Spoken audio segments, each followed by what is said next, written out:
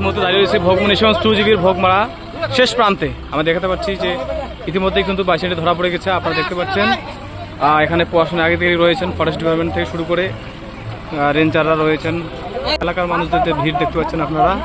ইতিমধ্যে ধরা পড়ে গেল বাইসনটি।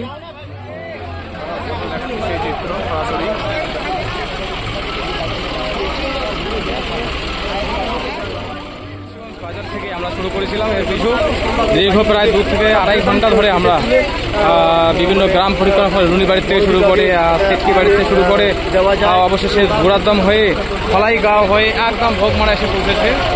অবশেষে রেঞ্জারদের হাতে ধরা পড়লো দুইটি ইঞ্জেকশন নিতে তাদের যে পুলিশ ছিল সেই ফায়ার করেছে, আপনারা দেখতে পাচ্ছেন। তারপরে অবশেষে ইঞ্জেকশনে এখন অবশেষে তাদের আক্রমণ হয়ে গেল।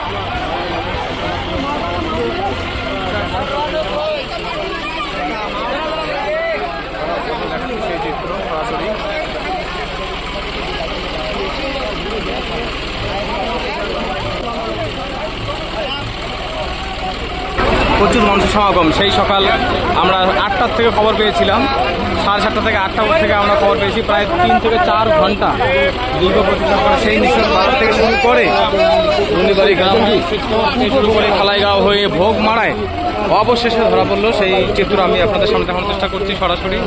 আপনারা দেখতে পাচ্ছেন প্রচুর মানুষের সমাগম, বিভিন্ন ডিপার্টমেন্টের গাড়ি দেখুন, চারদিকে শুধু ডিপার্টমেন্টের গাড়ি এখানে উপস্থিত হয়েছে। অনেক